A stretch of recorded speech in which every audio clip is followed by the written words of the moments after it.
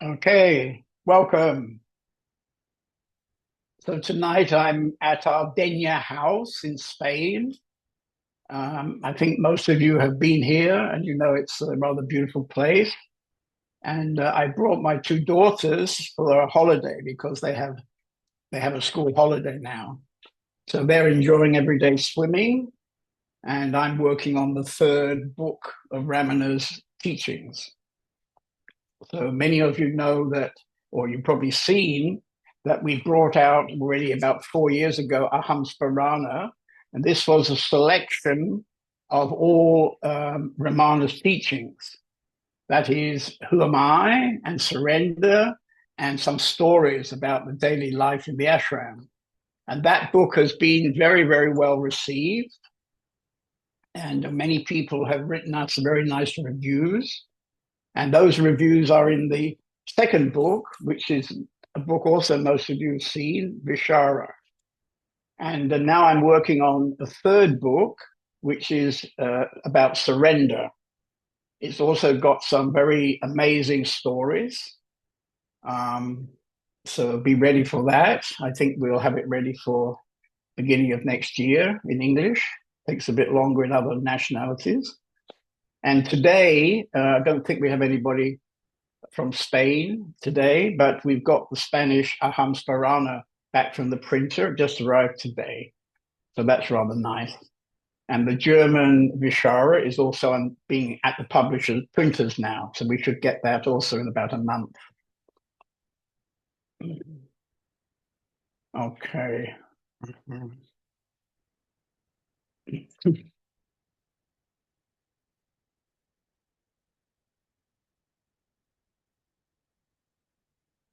So let's begin with this regular meditation.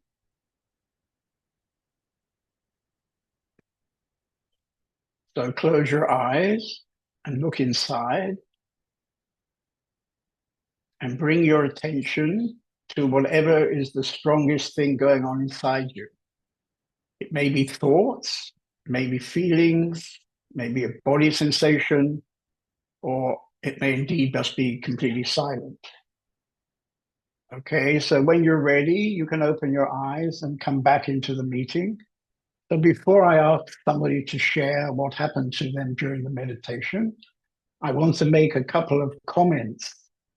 So in the last few days, my office or our office has sent out the information about the Indian retreat, which this year is going to start on the 10th of January until I think the 30th of January.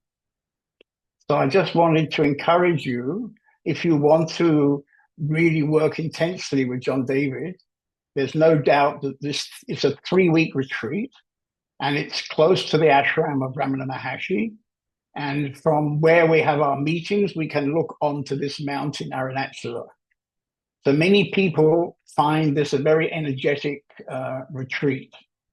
And so even if you've been before, I would like to encourage you to come again this year. I guess now that I'm going to be 81, it won't be so many more years of India retreats.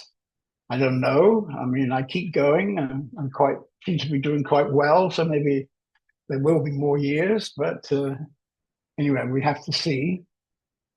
And the other thing I wanted to say, there's one or two people here tonight from England, and you may be considering joining my Sangha group.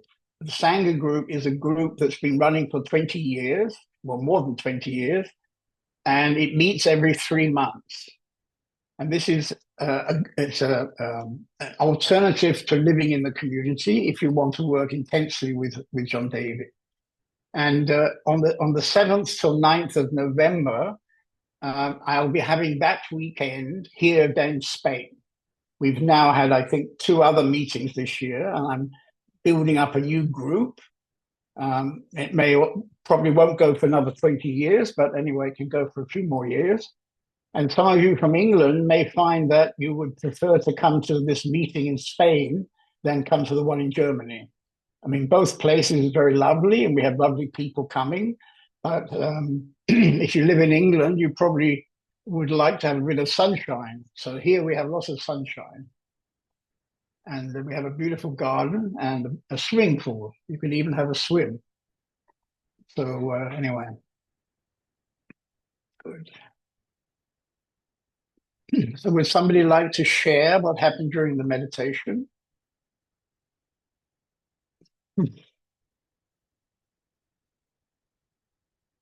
Okay, Ananda.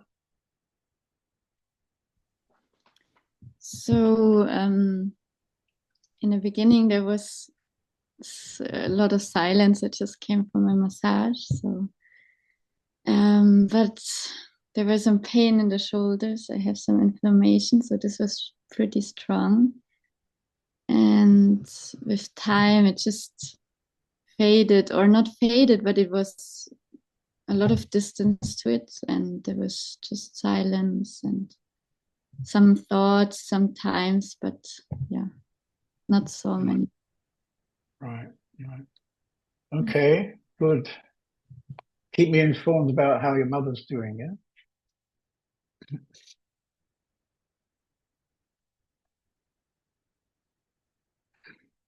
Okay.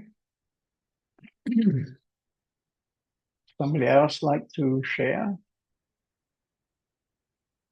Bhavati. Okay.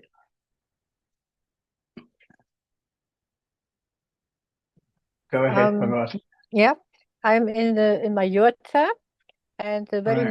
the very noisy seminar group is in front of Mallorca. Oh, yeah. Yeah, and I could feel that the silence was even deeper because to opposite this noisiness, Right, I right, could feel more deep the silence. It was very beautiful and unexpected right. and very nice. I think it's we have a lot of seminars where people come from Germany, England, Holland, different places, and Spain also to have their seminars here. The last I think 2 months, we had many seminars almost every week because it's a really beautiful place to have a seminar. And it's always very surprising for us guys when everybody's so noisy, unbelievably noisy, because in our daily community life, um, gradually over years, we've become very silent together. And this is actually very beautiful because if you stay in silence with a few people, you find that you start to know them and what's going on for them. You start to know it without having to talk about it. So this is very beautiful because that keeps you in a flow of the heart rather than a flow of the mind. Yeah. Okay. Mhm.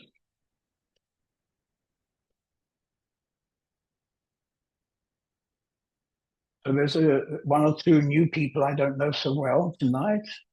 Maybe you would like to share, Andrew. I don't know. Have I met you before?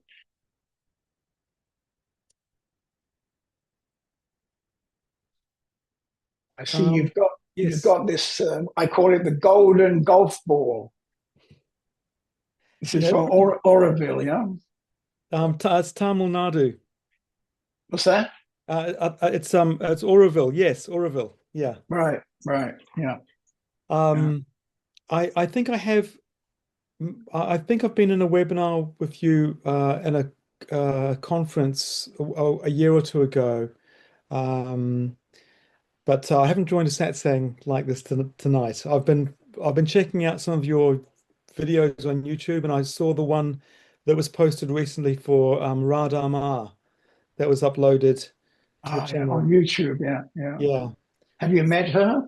No, no, but I think that interview, I think it's the only one that's in existence. It's an amazing record of her. Right, yeah. Yeah, it was very beautiful because I'd already felt that she's a pretty unusual woman. And so one day I went to her house. I took my camera with me, but I was just going to the house to see if I can arrange a good meeting time. So I knocked on the door and she came to the door and I said, I'd like to interview you. When would be a good moment? And she said, oh, we can do it now. And this is very much her character. She's not postponing into the future. She's a very now person. And so we sat down and I did the camera and the audio and asked the questions. and we had a very beautiful meeting actually. And after that, could say we felt a lot of connection together. And so in the years after that, she would always come to my retreats and answer questions from the people in the retreat. Unfortunately, you may know this, that she died some years ago. Yes. She, in fact, committed suicide. It was a pretty strong situation. Yes, I know a little bit about that. Yeah, it is. It seemed a real contrast to her personality, which was so bright and radiant. Yeah, yeah. I don't know exactly what happened, but at that time, her story is very interesting. She worked in the tax office in Shanghai, and in that tax office, she met a man, and they had a In nice time dem, together. And in order to take their parents' pressure off, they got married for their und parents. They shifted to Arunachala, and then he became her student. And I think their jemand relationship ist was very much like Radamas that. Student, And Schüler. it, earlier this year, I visited the house because they have Anfang a des Jahres samadhi habe where ich das Radharma Haus is besucht, buried. da And dort der and I met Samadhi this von man, and Radama we had a war. quite a good Und ich habe talk. diesen einen Mann, And von he dem John David himself, I vorher was very gesprochen hat, surprised and getroffen. impressed that he himself has Und now auch become, I would er say, a war realized sehr person. beeindruckt oder He's überrascht, dass kind of er jetzt living to auch take ein care of erleuchteter Radharma's memory, I would Mensch say, war. something like that. So if you ever come to Tiru, you can actually go and meet this man, and Und wenn ihr möchtet, it's könnt ihr quite a tatsächlich strong diesen experience Menschen because they have begegnen. many photographs of Radharma on the Und das wall. ist eine sehr intensive And Begegnung, da yeah, dort she was viele a very Fotografien von particular woman. Radama sind. Yeah. Oh, that's great to hear that her Das ist legacy schön is zu being kept hören, alive. dass es das That's great. Vermächtnis Yeah, von and Radama strangely enough, not only lebendig did I behalten interview wird. her, but we've actually collected film where she Interview allowed us über to come sie and meet geführt, sondern wir haben her, and ein she then just did her ordinary life, and we filmed it. So we actually have a material where we could make another film about her, but we don't have enough filmmakers at the moment. I'm sure a lot of people would love to see that at some point. Yeah, I mean, do you consider yourself her student? Oh no, no. My only understanding of her really has come from that film. I think there's maybe one other on YouTube where she's giving a satsang. But I only know there's not that much material around, but that particular film I've always just been drawn. You can just Right. feel something very authentic and genuine in the way it's her spontaneity. Her answers are immediate. Her sense of just knowingness and her ability to immediately respond from that place of awakening just seems so obvious. And yeah, there's always been something really, really powerful about that. Right. Yeah, that was a very successful interview, I would say. I mean, if you like those interviews, I think there's probably about 20 interviews on YouTube now from my interviews. I interviewed Indian masters and Western masters, and we're gradually putting them up on YouTube. And there's one guy you might know from America, Krishna Das. He's a mantra singer, and he had a very close connection to Neem Karoli Baba, who is one of the great masters of the last time. And I did an interview with him. We met in Amsterdam. He was giving a concert in the evening, and we drove out of Amsterdam to a hotel I found in the countryside. And we did the interview, and he played some of his mantras as part of the interview. And we all felt that Neem Karoli Baba was there in the room after some time. So it was a very energetic meeting. And I think it's an even more brilliant interview if you like those kind of interviews. Try to remember to look at the one with Krishna Das. Yeah. Nice, thank you. I haven't seen that one. I've watched a few others, but I haven't watched that one, so I'll check it out. Thank you. Right, yeah. I can So report I can report on the meditation as well, very quickly. right. It was I found I dropped into it immediately. It was like there's the field or the transmission feels very clear, and I was able to very quickly drop in. And I don't remember much, just felt very deep and very peaceful. And Right. I'm still in it in a way. Good, yeah. Yeah, it always amazes me how people can go into such deep space through this kind of Zoom meeting. Quite interesting, really, that that's possible even. Yeah. Yeah. Good. Okay, nice to meet you again. Yes, indeed. Thank you.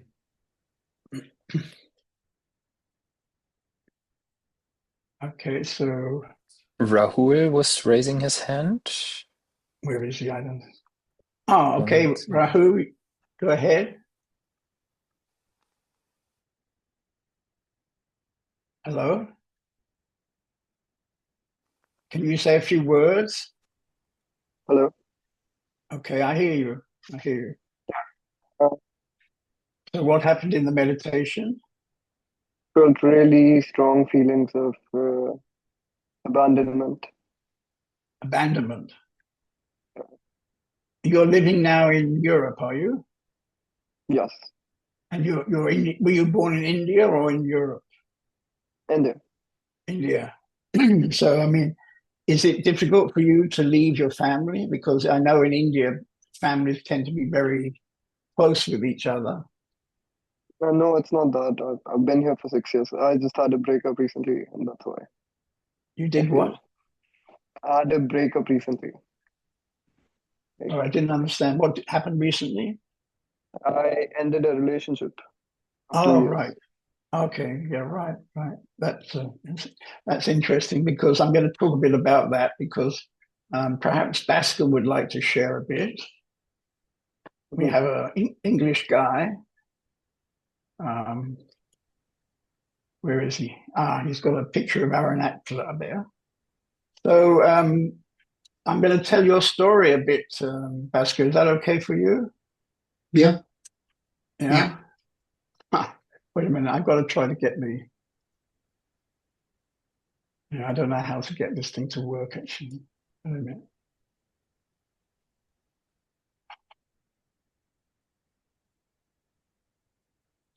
It's not working.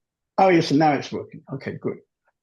So, shall I tell them a bit about your story, or would you like to tell me about it? Yeah, that's fine. Huh? Yeah, that's fine. It won't Yeah. be very nice. You probably understand that. Yeah. So last year we met Bhaskar, and he came to the Indian retreat last year, and he had a very nice experience. Became very, very quiet, and he got a nice name. And then he came back to England, and between January and now, it's about nine or 10 months, he completely disappeared. And so I was wondering why you completely disappeared, because you were very with us a year ago, no, 9 months ago, yeah. And apparently, you told to Indira today that when you came back, you connected again to an old girlfriend who had left you when you went to India. And so you went back together with her. And then after some time, I don't know, something happened. And then you found another nice girlfriend. And then the first girlfriend came back and said, "Oh, I really need to be with you." And so basically, as I can imagine, knowing you, it's been a very difficult story with these two women. Yeah. Yeah. I think it's the first girlfriend. We disconnected. I came to you. We came to India. Everything was really good, and I was peaceful and getting over things and just finding some light in my life.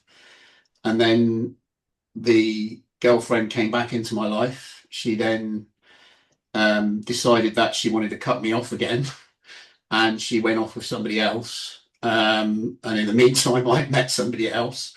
And then she came back into my life again because her mum passed away. And then I felt for her. Obviously she was grieving. I know what she was going through. And then she kind of messed it up with my next girlfriend. So I've just decided to just let them go and focus on me and try and sort of like put what was happening in India in perspective by not thinking about things too much. and just let him be what will be, because attachment is a cause of suffering, and I need to release the attachment and try to find that inner peace again. Right. Yeah. Well, I've been living in a community now for 25 years. And during that time, many people came to live in the community, and quite a lot of them left again. And I would say that the biggest sabotage for spiritual work is either to get caught up with some girlfriend drama, in your case, or things get too difficult, and then people come to a kind of what I call ego wall, where they don't really want to look anymore. Exactly what I was about to say, John. There's two before it came out of your mouth. I was going to say to you 2 words. I was going to say to you, and you said this to me just before we came back from India, and you said ego war, and you were right. Right. You were right. Okay. Anyway, everybody likes you, so you're welcome to come on Zoom, whatever you like. I mean, you might enjoy coming on the 7th of November. We have a weekend here in Spain, and well, I'm actually off to Egypt, so I'm going with my daughter and my grandchildren. We're going to go to Egypt, and we're having a week out there. So, but I've already said to Indira, I am definitely coming to India, 100%. Okay. I mean, from my point of view, I would be keen to have some personal contact before India. There's still 2 months. Yeah. We have lots of weekends, and maybe you can find a weekend when you're not in Egypt. Yeah, I think it's I mentioned to Indira, I'd like to come and spend Christmas with you, if that's okay. Right. Yeah. Okay. But I have to tell you that normally when somebody just disappears for 9 months without even a word, you didn't ever answer our emails to you asking what happened and so on. That doesn't make you a kind of hot student, You have to understand that. So it's up to you, I'm completely open, but we have to see now what happens. Yeah. Yeah. Okay. No, that's fair enough. Okay. I remember you have a very nice daughter. I think you showed me 1 picture or maybe 2. They look very nice. Yeah. So I'm sure you'll have a great trip in Egypt. Yeah. Yeah, it's nice. You probably know that the big museum they've been building near the pyramids is now open, finally. Yeah. It's mostly for my grandchildren, really, so they can have the experience. You're going to go down the Nile? No, we're probably going to fly back down to a resort which is down on the Arabian coast, but we're going up to the pyramids. We're going to do the pyramids and then do the museums. But I don't think we'll get down to Memphis or anywhere like that because we're not going to do the cruise bit. We're doing it all by air. So. But it's just to give them the experience. They're 13 and 12, and I think they're old enough now to appreciate that sort of thing. All right. Well, next time you plan such a good trip, maybe you could take my girls too.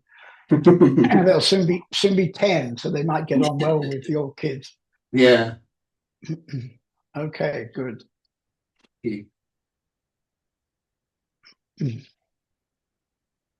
Came up 1 more person. Divya, would you like to share?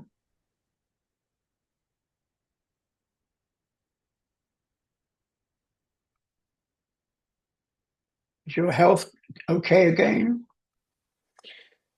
Divya, du müsstest das Mikrofon noch anmachen. Hatte ich eigentlich gerade? Jetzt bin ich raus. I can hear you now. Yeah. Okay. So are you over your sick time? Are you better now? Yes, much better. And every day a little bit better and more power. Okay. And the meditation was very simple in a way. Simple feelings, simple sensations, simply being with him. And it was a simple melting, not a falling simple melting. It was very simple. Good, good. Okay, so the situation for this series now until maybe Christmas, these regular meetings, I'm at the same time I'm working on a new book. So we published 4 years ago, and now we published this one last year. And I'm now working on another book, which is called Surrender. It's also very beautiful. And so I will be reading tonight some text that has touched me as I'm editing the book. So I would say these particular teachings, some of them are rather tough or a little bit surprising, I could say, to us Europeans. But anyway, I'm going to read a couple of paragraphs, and what I've seen is that although surrender in one way is very simple, because what Ramana says about surrender is that basically you just completely let go and completely trust God. I have this different name for God. I like to call it the, what do I call it? Oh God, I've forgotten. Divine intelligence. Who? Oh yeah. Divine intelligence. Yeah, I like this bit better than God because of my tough time at school and being English. So I'm a bit off God and Jesus, but I'm very much into the actual power of the universe. And so tonight I'd like to read a bit about destiny as against free will, and also something about the ego. Very interesting text tonight, actually. So, so the first one, this is more about destiny and free will. You see my point. This is Bhagwan talking. This is in 1936. You see my point. We set too much store by our intellect. We think we make choices. We think that we are in control. We think we do everything the body does. We think we make the body move, speak, and behave the way it does. It is a cleverly constructed sham. Everything happens of its own accord, including bodily movements. There is thus no such thing as acting on a decision. Free will is an illusion. The world of events and the world of thought both lie in the mind, but are not connected and are not mutually interdependent. You say that you make a decision and then act upon it. Consider what actually happens. The action is decided by your past karma and the way this karma inevitably operates in the present life. Whichever way you decide, the outcome of the decision will ultimately be only the destined action.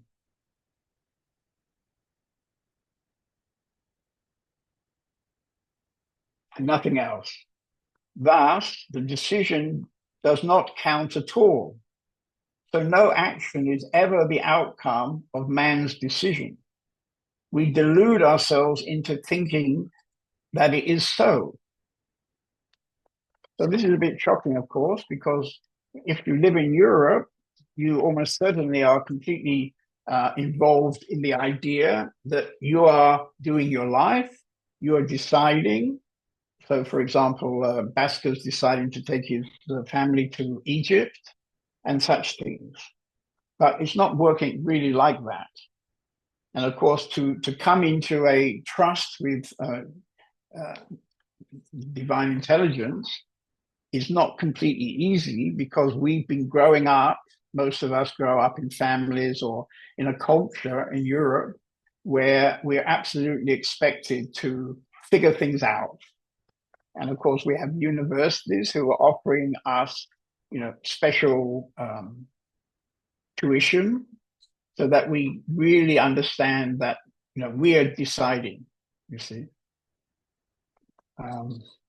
Anyway, so I want to, another little paragraph is about, he was asked, which is the best method of killing the ego? It varies upon the temperament. Those whose minds are structured to think in terms of logic opt for Vishara, which is who am I? Self-inquiry. Those who prefer to worship God surrender unconditionally to him. The best thing to do is to take up both and deliver a double whammy attack upon the ego. Do we not walk on two legs? Once God or self sees that you are making earnest effort, he will guide you from within of his own accord. So I think these two texts are a little bit surprising. And if they upset you, then please let's talk about it. Yeah? But I think he makes it very, very clear that although we like to believe that I'm doing my life, but more and more as I've got older and I've got things happening in my life which I could never have planned. Like I'm now 80, but 10 years ago I had a young woman in my life, and we were having a very nice time for about 6 years. She was so much younger than me that we were able to make two girls. And of course, they have a young mother and they have a very old daddy, but somehow it all works very, very well. So now they're here in our place in Spain and we're having a nice holiday. They're having a nice holiday. And that would be something that I could never imagine deciding for myself. It just happened very unexpectedly. I had been invited to Ukraine. I met this woman. She came to visit me and we had a nice time. And that's how it started. And now they're nearly 10 years old. So this was a tremendous gift, you see. So I have many other stories like that. In fact, I've got a story which by chance I saw this story on somewhere on the internet today. So they told an amazing story, which is really about destiny. So apparently in Scotland, there was a farmer and his name was Fleming.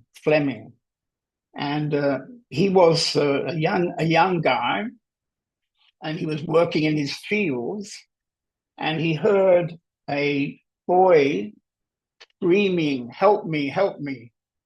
And he went over to where the sound came from and he found a young guy about the same age as him. And he'd fallen into a kind of bog and the bog had already come up to his stomach. And the more he struggled to get out, the more he went deeper. So anyway, this young man called Fleming, he anyway got him out of the mud. And of course, this young boy was very grateful. And the next day, a very well-dressed father of this boy in a very nice coach and horses, so he was clearly a special man, a rich man.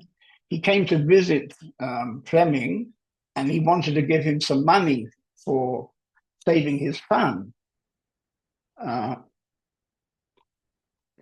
But Fleming didn't accept that. So then this man, who in the end of it was turning out to be actually Winston Churchill, who had become the Prime Minister of England later on, you know. So anyway, Winston Churchill said, okay, you don't want to take my money. I'd like to offer your son a very good quality education. And this guy was accepted by the family and he traveled down to London and got a very good education, which included becoming a doctor. And some years later, I think it was the father. I'm not quite sure. One of the father or the son. The father was in fact Winston Churchill, and the son was Randolph Churchill, his son. And I can't remember which one. Maybe it was Randolph Churchill. I think he got ill, and his life was saved from the penicillin, which you may know that Dr. Fleming, actually brought into the world. So, I mean, I just happened to see what this story as I was preparing for the meeting, and it seems to me this is a very good example of what happens when you allow things just to happen. But maybe some of you are a bit surprised at that, and let's have a dialogue about it. You know? Okay.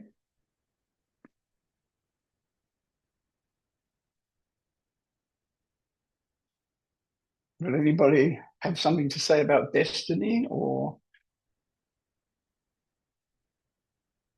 Carly? Right.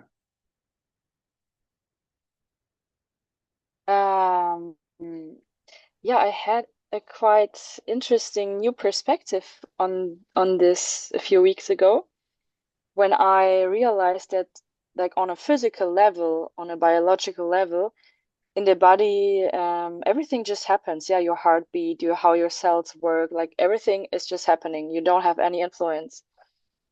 And thoughts are also just chemicals reactions in one way. It's just part of how the brain is working. And it's the only part where we think we control it. But it doesn't make really sense. It's just happening like everything else in the body is happening. And so, yeah, we don't have this influence we think we have. Right. Well, now you see that possibility. I would say that's a very good moment, because most people never come to that understanding, actually, because of course in the culture in Europe, we live very much in a culture where we believe that I'm doing my life. You know? So the fact that you've now come to understand something that you probably didn't understand a few years ago, now you should try to look for some of the historical moments in your life, looking back, where some sort of big decision happened, and you can see from that thing, whatever it is, you can see how destiny was deciding everything, even though at the time you may have felt, I'm deciding this. Do you have any current examples? Current examples. Okay.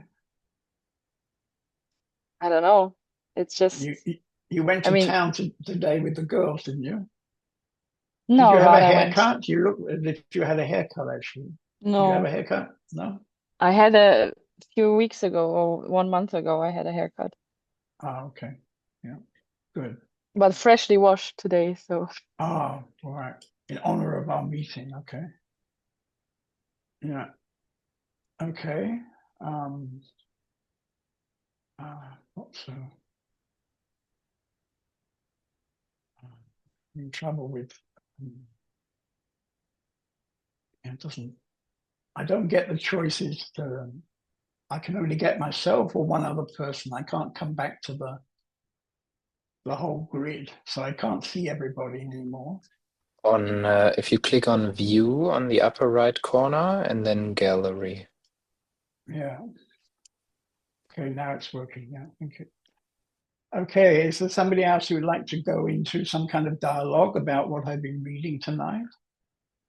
Particularly if you find it difficult to believe what I wrote, and that actually you like more the idea that you're doing your life.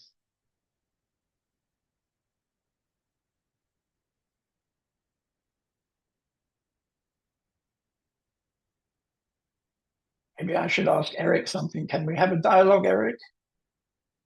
So I met Eric recently. He's a very nice man from Ireland. Okay. And he spent about 8 years, I think, writing a thesis about what we're talking about now tonight, I think. Yeah. Well, I suppose the thesis was about oneness or non-dual awareness. but one of the components of oneness or non-dual awareness, or a few of the components relate to, you could say, not so much deciding as going with the flow, Right. such as flow or spontaneity. I think there were one or two other terms like that. Well, Yeah. acceptance, you might say. Yeah. And I suppose there's the idea that if there isn't really a self, in the sense of a separate self, what could be deciding anyway? If there's no self to decide, what could be Well, decided? there is a self. The Indians use this word self, but they use it in the context of, divine intelligence, actually, God. And they use it, self with a small s, for, if you like, the personality part of us. And of course, if we have a strong personality, then we're almost inevitably going to be deciding for ourselves and only trusting what we decide.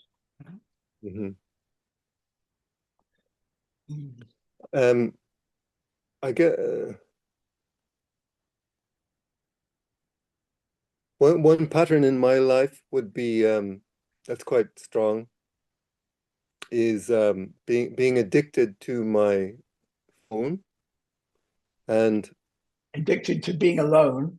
No, addicted to my phone.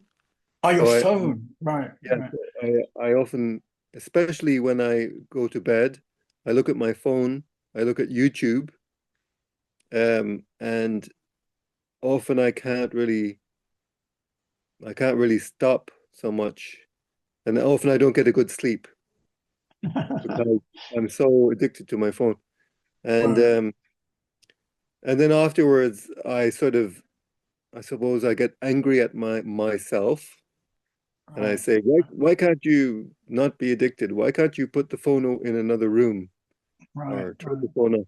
And so I suppose with that anger at myself, I'm assuming that there's a decider there. Right. I'm saying, yeah, and maybe you would like that decider person to be you, actually.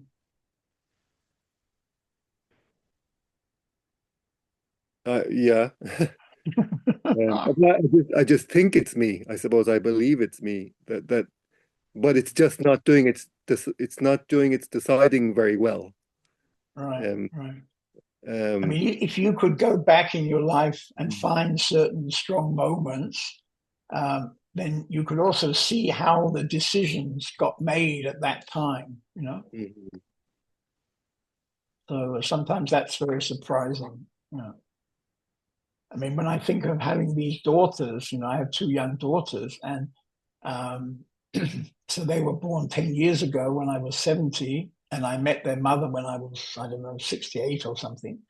And for my whole life, I basically had decided not to make my own children because I was so much involved in my spiritual kind of inner work.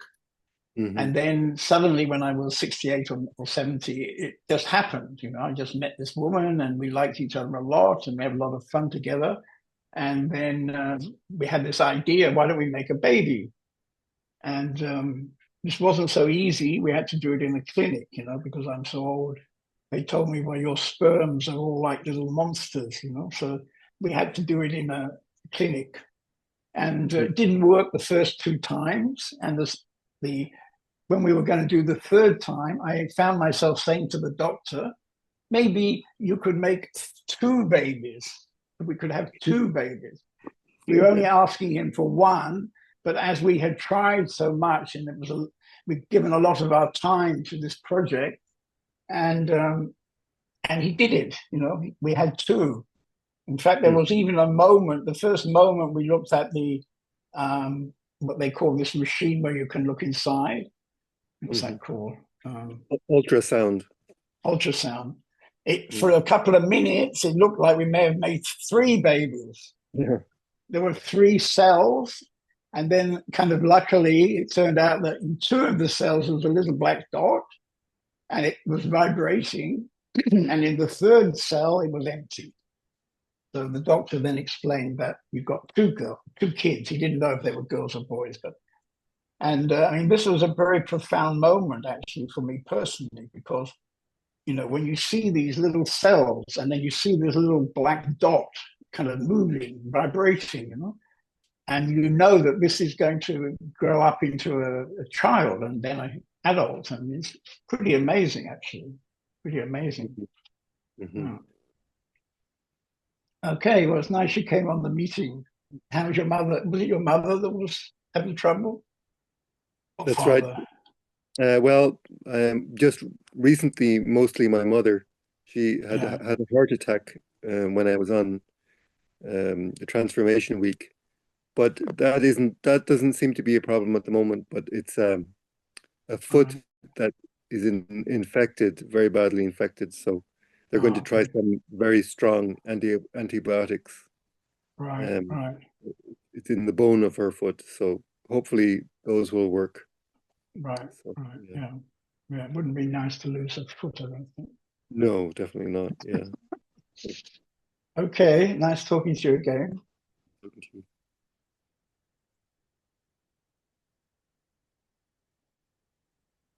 Okay. Would somebody else like to have a dialogue about this? I mean, should I read it again? Was it a bit too quick? No? Yes? Okay, I read it again. We set too much store by our intellect. We think we make choices. We think we are in control. We think we do everything the body does. We think we make the body move, speak, and behave the way it does. It is a cleverly constructed sham. Everything happens of its own accord, including bodily movement. There is thus no such thing as acting on a decision. Free will is an illusion.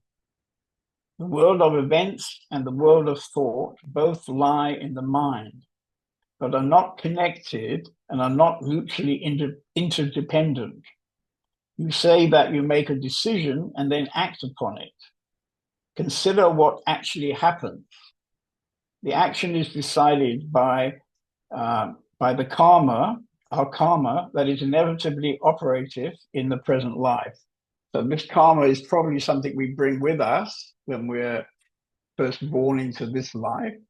And this karma is manifesting in our life and in a way creating the movement of the body, you could say, in the life.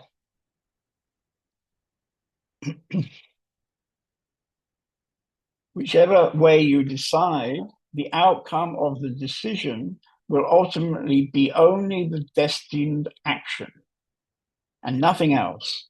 Thus, the decision does not count at all. So no action is ever the outcome of man's decision.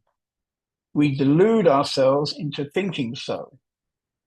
So I was just telling you that I had asked the doctor for two babies, and I always had the idea that, my asking is the reason we have two babies. But I think actually that if I look back, that wasn't really the reason. And yeah, but it was a strong, the whole process of meeting the woman and then deciding to make a baby and then making two babies was a very strong process over maybe 10 years.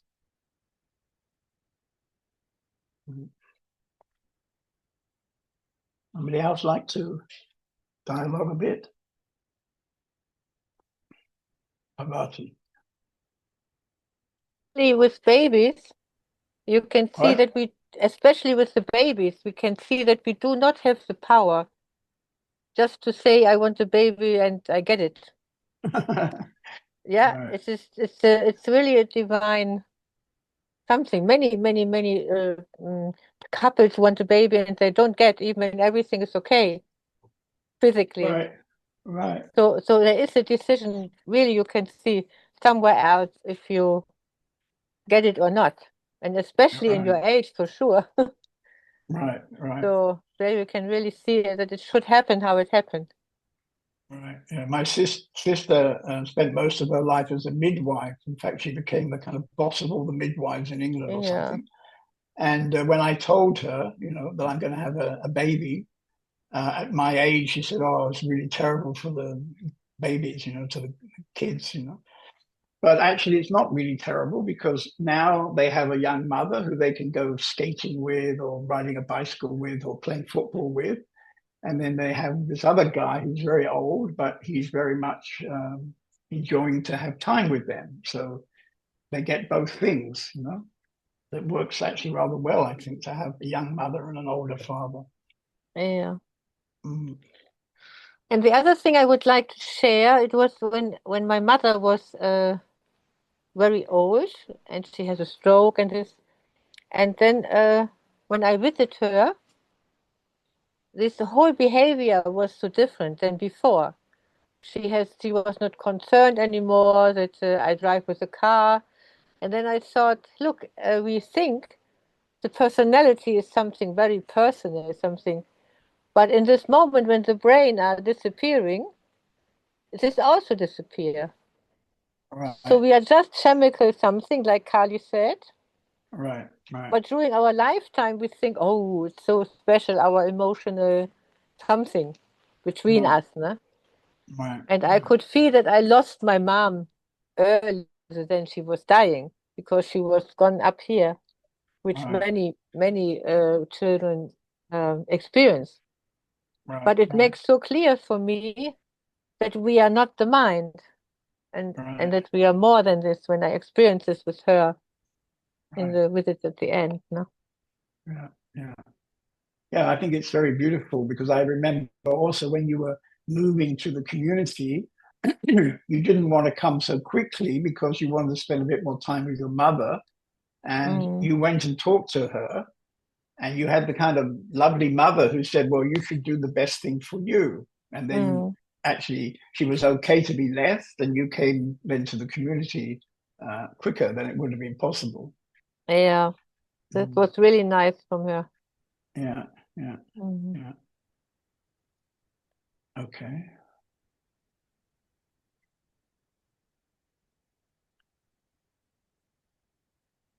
Okay.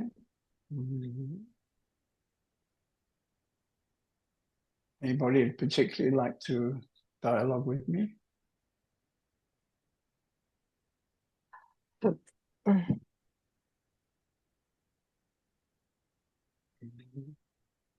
Juna. Okay. Yeah. Yeah, there's a peculiar thing happening with this year with me that like for the first time in my life, it just started in the retreat, but for the first time I don't my ego or my personality, it doesn't feel like a child anymore. Like I always felt there's this childish thing that is frustrated when somebody is doing something power. And only when when my mind was kind of gone, then this was gone. But now it feels like even though there's the question, how does this happen? Because like if I'm this child, how should this child become made mature? I think God, dare I say it, God or the Lord has all kind of ways of creating the right thing in a way. Yeah, and I mean it started or not started, but a big thing was in the retreat, and since then so much things Which are retreat? happening. The September retreat, or the September retreat, yeah. And this mother issue was for the first time really showing up in my life. Yeah. And yeah, since then, since this openness is there to really like look into it and get help also externally. Right. Yeah, I mean, how does all of this work?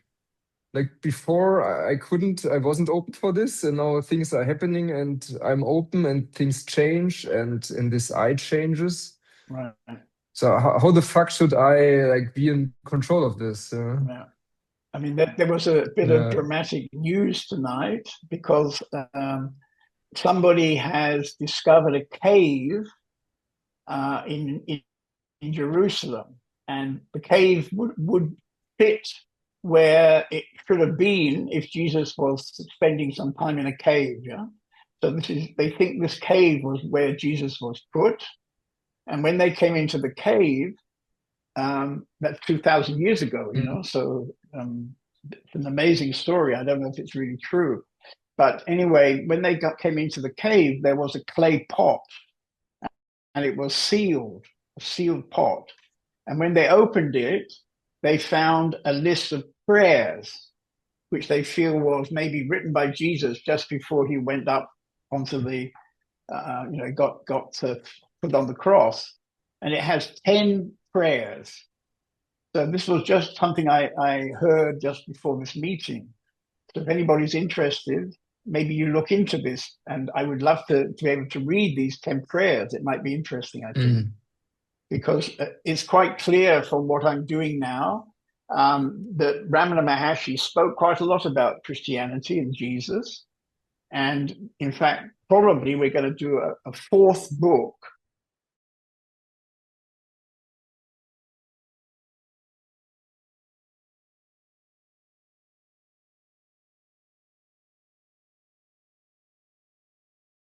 The stuff the Christians see him, he sees him very much like him or anybody else who's a spiritual teacher, you know, and he had all kind of difficulties and blah blah blah. You know? So yeah, but it would be very interesting because it may be these 10 prayers could be very, very deep.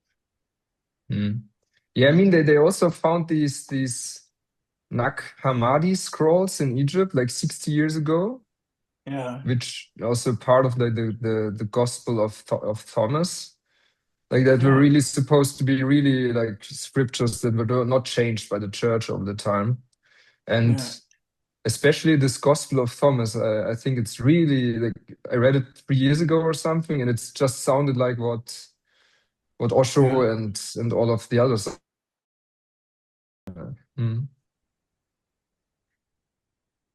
Okay.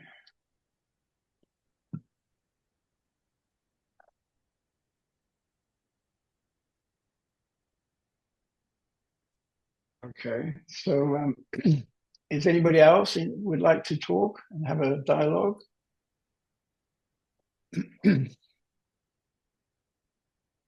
Eric, you got your hand up? Hi, this isn't so much a dialogue. It's just, it may be interesting just to have a contrasting perspective. Yeah. Adyashanti has written a book called Resurrecting Jesus. Okay, that's interesting. And that could have some very interesting insights just to compare and contrast with Ramana Maharshi's insights. I just thought it might be interesting. Yeah. Yeah. So, maybe you could get me that book. Yeah. Yeah, I think Great. it's very good. It's a very good book. Yeah. I like Adyashanti very much. I was a bit disappointed that I never got to meet him because I always felt that we were teaching from a similar point of view. And he had some health problems, I think, and he hasn't been teaching for the last years.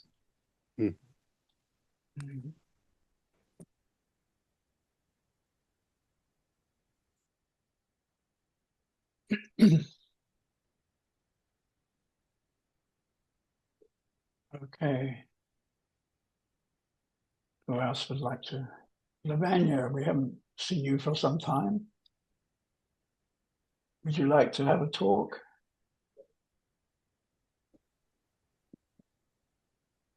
I'm sorry we had to change the date of the Sangha weekend.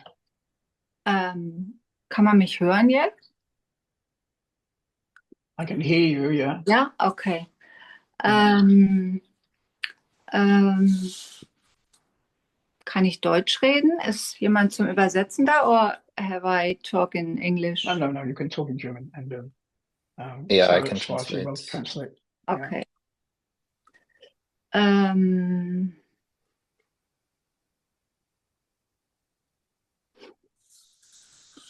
mm, I mean, do you believe in destiny, or do you favor free will?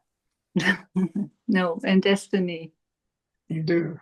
Glaubst Ja. du an das Schicksal oder glaubst du an Nein, an Destiny. Yeah. Yes. Have you got any good examples of in your life? Something that really touched you, because in a way you couldn't have decided it, but it just happened. You know, like my story with my daughters. Yes. You know, it couldn't really be something I would have decided. In fact, I decided when I was younger not to make any children, even though I've got two brothers and a sister. They all made 2 or 3 children. So I could have just done that, but somehow it turned out I didn't.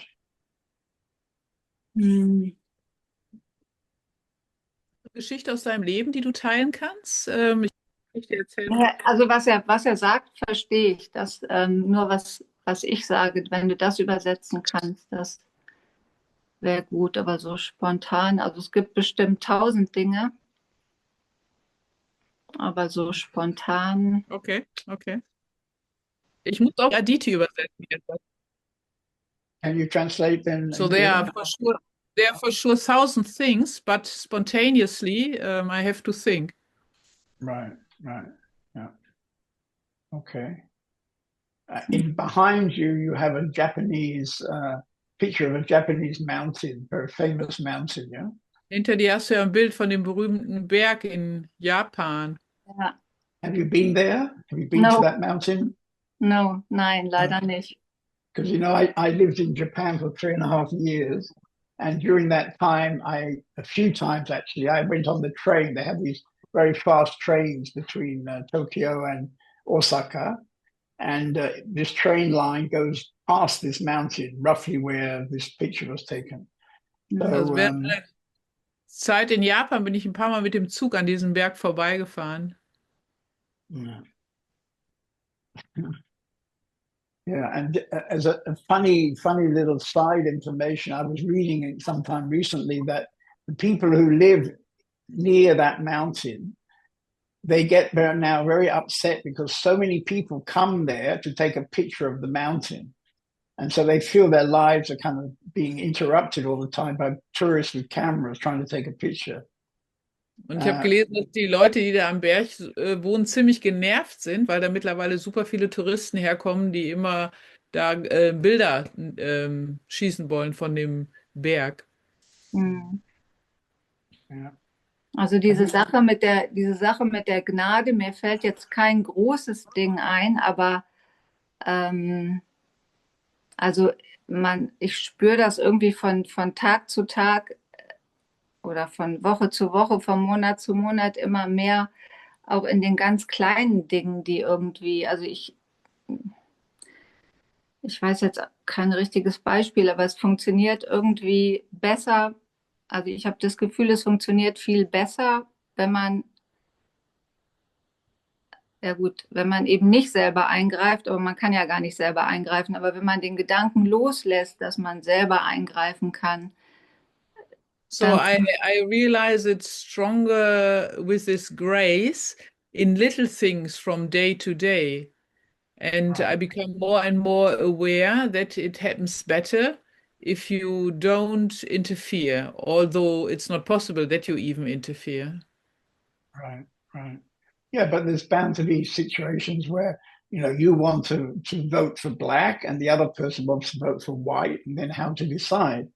And you know, I think it's really possible. I mean, for example, as you know, in our community, we're 18 or 20 people for the last 22 years. And of course, along the way, we had to decide something, lots of things. And amazingly, we've never actually had a kind of political style disagreement within the community, where half wanted it black and half wanted it white. It's always been somehow easy. And when there's a decision that perhaps affects nearly everybody, then I always ask everybody what your opinion is. And in that way, we never have a dispute. So maybe it looks as if John David is deciding, but actually John David's finding out what the general feeling is and then deciding for that. Or I get some sort of inner message and then I put out to everybody else, I think it should be like this. There was one moment I wanted to buy white peacocks. We had 2 blue peacocks in the courtyard, and somewhere I saw pictures of white peacocks. I never knew there were white peacocks, and that really touched me a lot. And so I decided we should get a couple of white peacocks. And I don't really remember now, but maybe this was a bit my decision, and I didn't consult everybody else enough. And we got the white peacocks. And then we discovered that the white peacocks and the blue peacocks completely don't like each other. So they were always fighting. So then we had to create a situation where the blue peacocks came one day and the white peacocks came out the other day. All right. But this was all a bit of a hassle, actually. So, yeah. Ja, das ist, wenn man, also ich denke, wenn jemand was mit so einer Freude und so einem Enthusiasmus vorschlägt und die andere Seite wenig Widerstand generell nur noch hat, dann sind so Sachen wahrscheinlich kein Problem, so Entscheidungen. I think if one brings the opinion in front with a lot of enthusiasm and the other one has not much resistance anymore, then there should be an issue with decision. Right. Yeah. Yeah. But I mean, what I find really remarkable looking back, over about 22 years, 23 years, the community has existed, and most of it in Hitop in this lovely 17th century mansion. I can't really remember us coming into any kind of situation where it was difficult to decide something. So I find that quite remarkable. Also ich finde das schon sehr bemerkenswert, dass in den ganzen 20 oder 22 Jahren, in dem die Gemeinschaft existiert, da nie so eine Situation war, wo es so ein Patt gab, wo die eine Gruppe das wollte und die andere Gruppe das wollte. Okay, nice to talk to you again. Thank you. So, yeah, if anybody would like to spend some days in Spain, they could come and stay in our house. I shall be here probably for another 2 weeks because I want to get this book ready to print. Today we got the Spanish Aham Sparana back from the printer. Came out very well. And we're also printing the German Vishara. We should get it in the beginning of November. So that's 2 new books.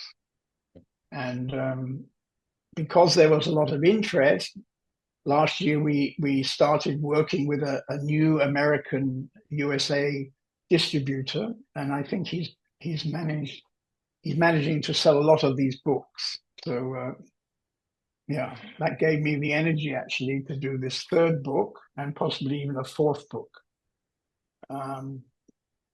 I'll tell you, for example, what happened. There was a woman, an older, middle-aged woman with her caravan and dog. She stayed in our community here, I think about a week. And last time I came here, we had a nice connection.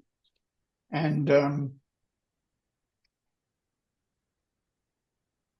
so I remember one evening we had a long talk together, and I don't know exactly why, but I think I was saying to her something about this book, which is going to be Ramana Maharshi and Jesus.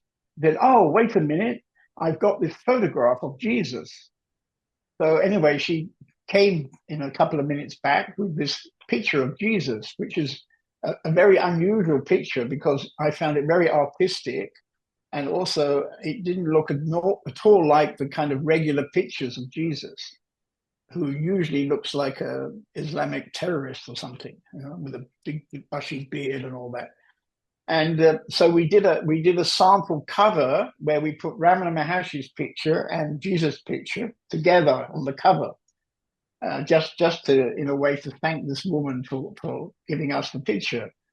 But when we did that, it was so powerful that I'm probably going to have to do a fourth book, which is going to be having all the dialogues which Ramana Maharshi has done, talking about these first, what do they call it? Anyway, all the things that Jesus was involved in. Yeah. So this is kind of exciting, actually. Okay. Anything else tonight?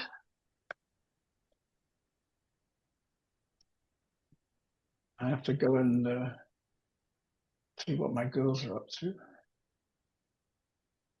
They worship their iPad. I don't know if all kids are like that, but the best thing that happens every day is they get like 30 or 40 minutes before they sleep.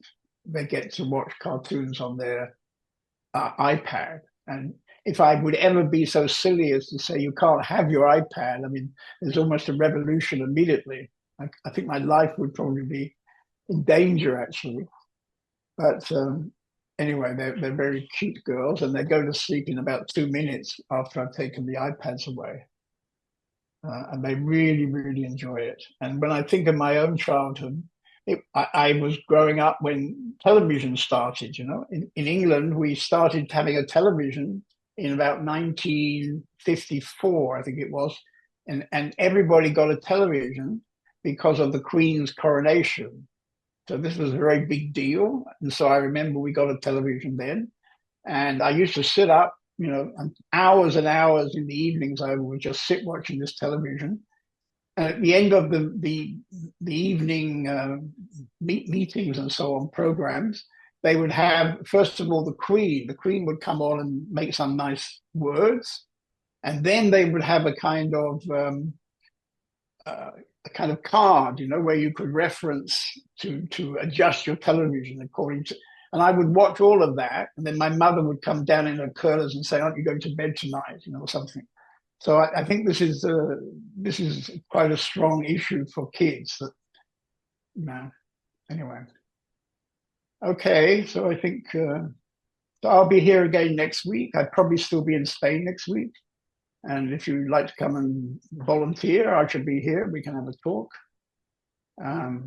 Anyway, okay.